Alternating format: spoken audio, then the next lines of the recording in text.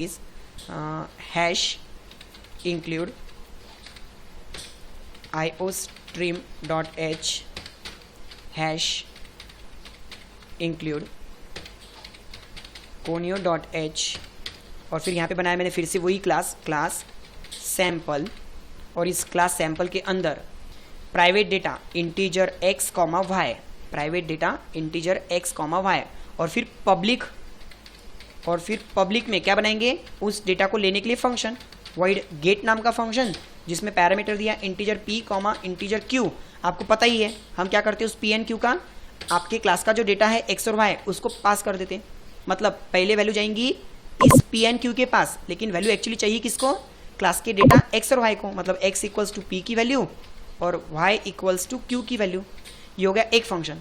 दूसरा फंक्शन हम क्या बनाते हैं, क्लास का डेटा शो करने वाला। सो void शो नाम का फंक्शन, इस शो नाम के फंक्शन में हम क्या करते हैं, क्लास का जो डेटा है उसको शो कर देते हैं। कैसे, सी आउट, क्लास का डेटा कौन सा है, एक x है, फिर बीच में अगर मुझे स्पेस चाहिए तो स्पेस और फिर y की वैल्यू, और फिर न्यू लाइन चाहिए तो एंड द लाइन, इस तरह से। ओके, अब यहाँ पर थोड़ी सी जगह मैं फिर से छोड़ देता हूँ, ओके, यहाँ पे क्या बनाना है हमको, हमें यहाँ पे क्या बनाना है, एक ऐसा फंक्शन जिसको हम ऑब्जेक्ट भी पास करेंगे और इस बार ऑब्जेक्ट रिटर्न भी करेंगे, ऑब्जेक्ट पास भी करेंगे और ऑब्जेक्ट रिटर्न भी करेंगे। ओके, चलो उससे पहले आ जाते हैं हम हमारे मेन प्रोग्राम में, ओके, void मेन फंक्शन।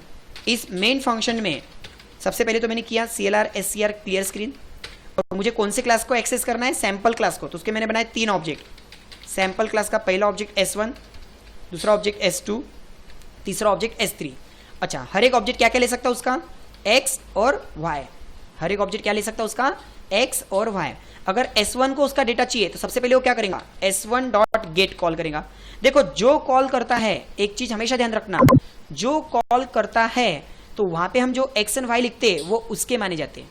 तो अभी कौन कॉल कर रहा, S1 कॉल कर रहा, कौन से फंक्शन को, गेट। तो गेट फंक्शन के अंदर जो x एंड y रहेंगे वो किसके रहेंगे, S1 के रहेंगे।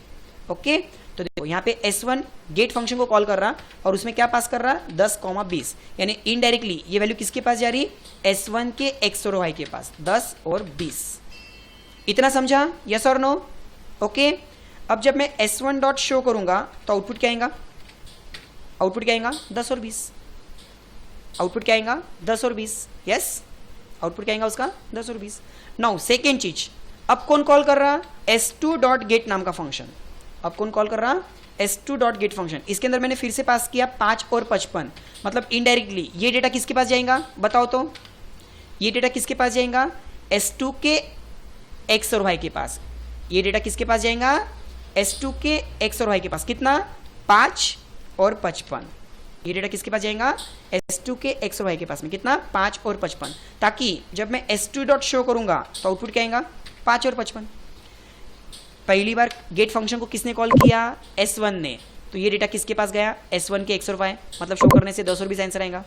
उसके बाद में गेट फंक्शन को किसने कॉल किया, S2 ने, मतलब गेट फंक्शन के अंदर जो x एंड y है अब वो किसके, S2 के। कितना, 5 और 55, मतलब शो करने से आउटपुट क्या आएगा, 5 और 55।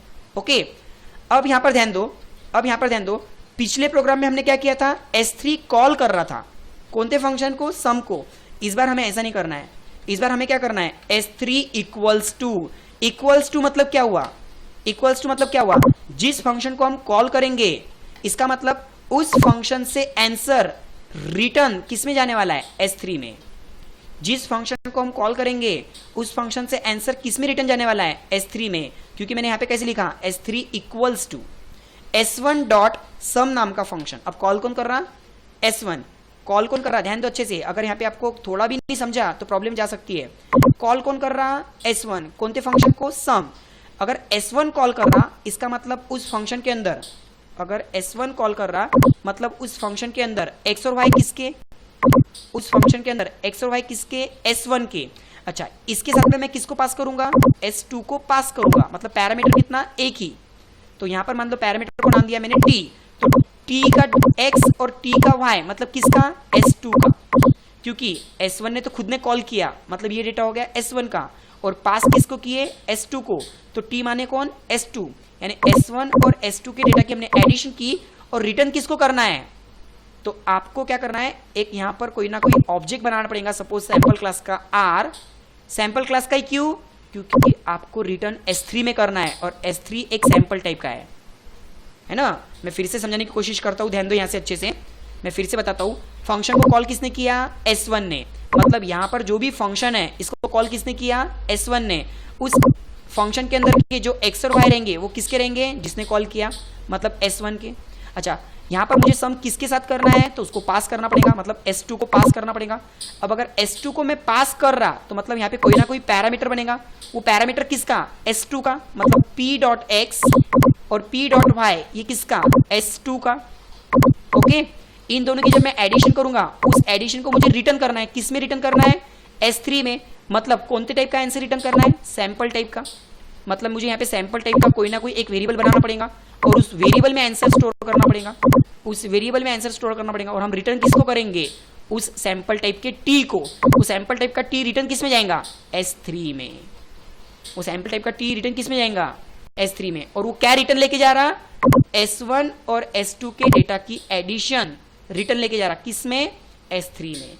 समझा, समझा, यस और नो, समझा क्या, कितना परसेंट समझा, कितना परसेंट समझा।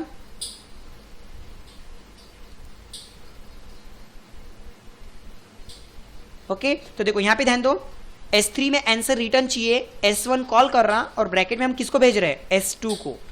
ब्रैकेट में हम किसको भेज रहे हैं, S2 को। अब यहां पर जब मैं S3 डॉट शो करूंगा तो उसका आंसर क्या आना चाहिए, दोनों की एडिशन।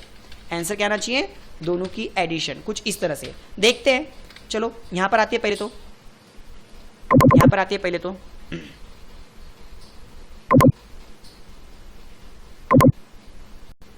यहां पर हमें, अब देखो ये जो फंक्शन बना रहे हैं आप, सैंपल नाम का ये जो सम नाम का आप ये जो फंक्शन बना रहे हैं, इसमें रिटर्न टाइप S3 दिख रहा है। S3 रिटर्न टाइप है, मतलब कौन टाइप का आंसर रिटर्न है, सैंपल टाइप का।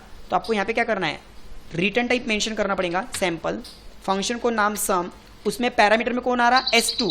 तो S2 के लिए बनाया हमने रेफरेंस P, S2 के लिए बनाया हमने रेफरेंस P। ओके, कौन से टाइप का आंसर रिटर्न करना है, सैंपल टाइप का। तो मैंने यहाँ पे सैंपल टाइप का आंसर रिटर्न करने के लिए T बनाया, ताकि हम डेटा किस में स्टोर करेंगे, T के X में और T के Y में, और फिर रिटर्न भी किसको कर देंगे, T को, और फिर बाद में रिटर्न भी किसको कर देंगे, T को।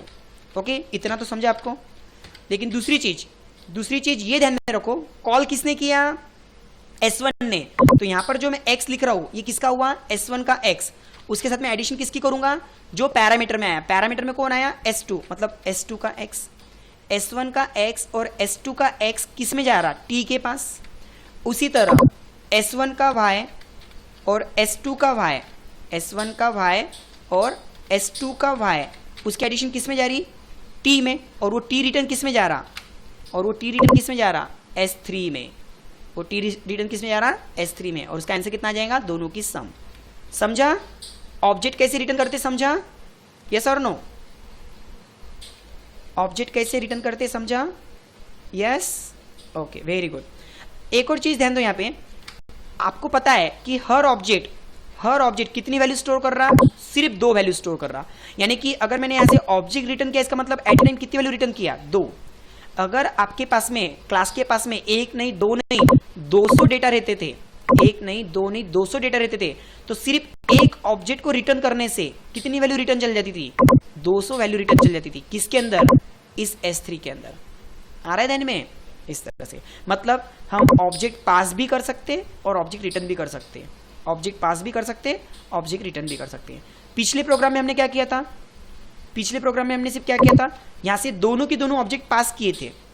यहां से S3 कॉल कर रहा था और दोनों की दोनों ऑब्जेक्ट पास किए थे एज अ T और R, और डेटा किसको मिल रहा था, जिसने डायरेक्ट कॉल किया।